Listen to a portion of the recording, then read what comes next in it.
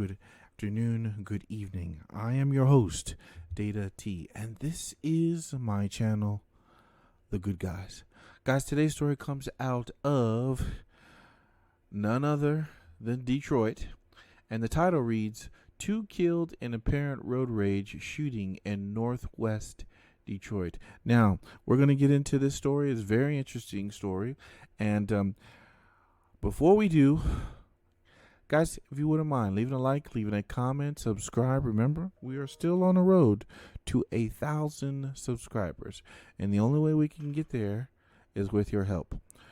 And feel free, guys, hit me on let's say it could be Twitter, could be Minds, could be TruthSocial, any platform out there that I'm there. You guys go ahead and you can see those all in the description. So let us begin with today's story.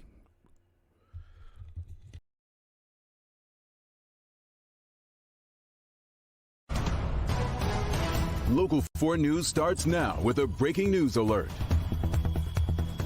And that breaking news and new developments in an apparent road rage shooting on Detroit's northwest side. The situation has been very fluid for the past 2 hours or so. Detroit Police Chief has just been on the scene, just spoke to our Mara McDonald. Mara, we understand there's been another person that has died now since this started. Devin, that's right. We've got 2 people who have died out here because of this, and the chief just briefed us. And I mean, even he says this is complicated and quite frankly defies logic. But let me take you through what we know at this point. First of all, let's get right to the video. Police are telling us this all started earlier this afternoon, okay? You have the man inside this burgundy pickup truck who supposedly got into some sort of a fender bender with a woman driving a sedan, okay? She does not call 911. He doesn't call 911. What she does is call her friends and family, and they help her start chasing this man down. Okay, you get to this intersection here at Burlingame and Windermere. They are chasing the man in that maroon pickup truck. He flies through a stop sign, smashes into that gray minivan. That poor woman behind that wheel of that gray minivan had nothing to do with this, and police confirm is now dead. So that accident happens.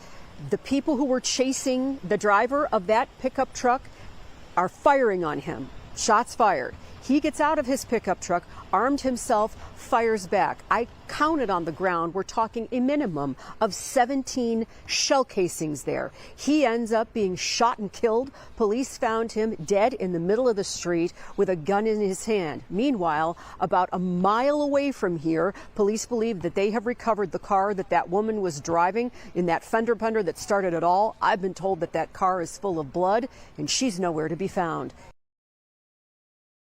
Now, guys, what do you make of this? It is simple road rage. It is simple, meaning that the rage is basically it doesn't make any sense, right?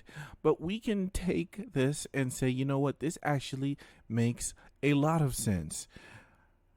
You get into an accident with a crazy person, and instead of calling the police when things get a little bit heated, they proceed to chase this man down the road in his vehicle, okay?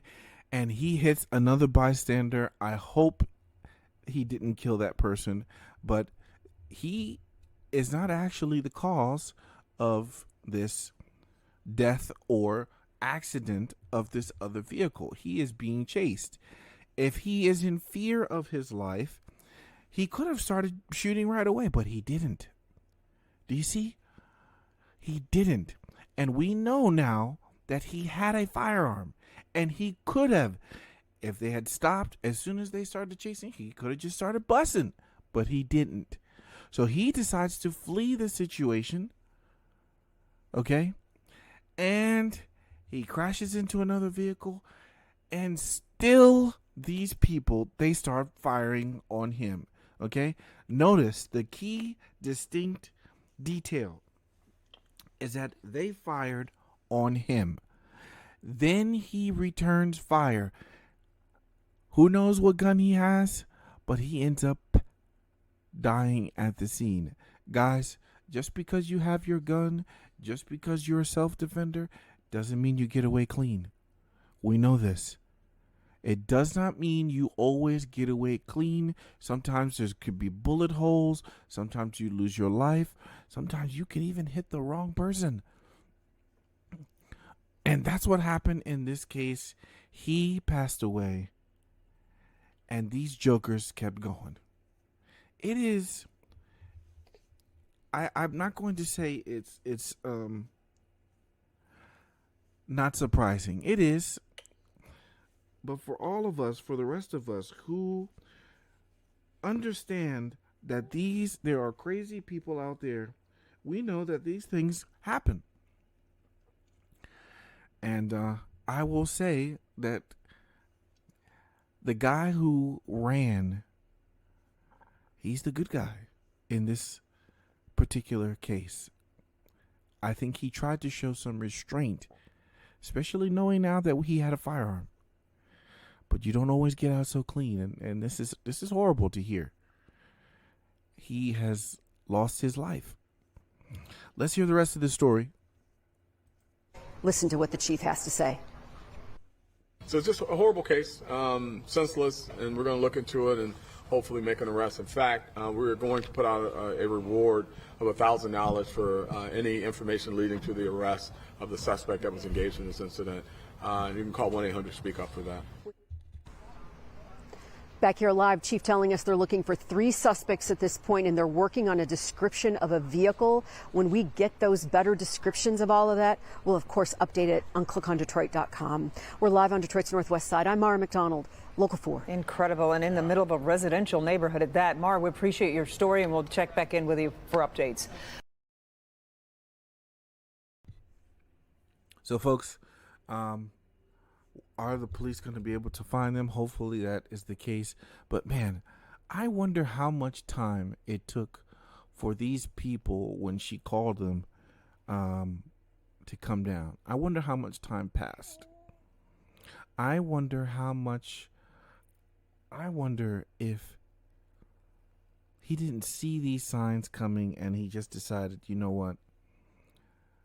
Let me get out of here. When did he make the decision to leave? And then when he did make the decision to leave, if he knew he was being pursued,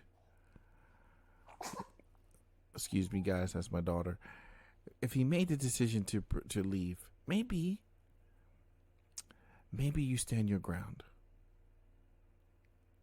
Because you could have injured other people, but either way, even shooting back could have injured others.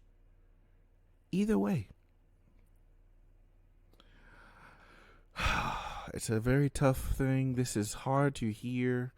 Self-defender lost his life. He is a good guy, folks. But it's sad. It really is.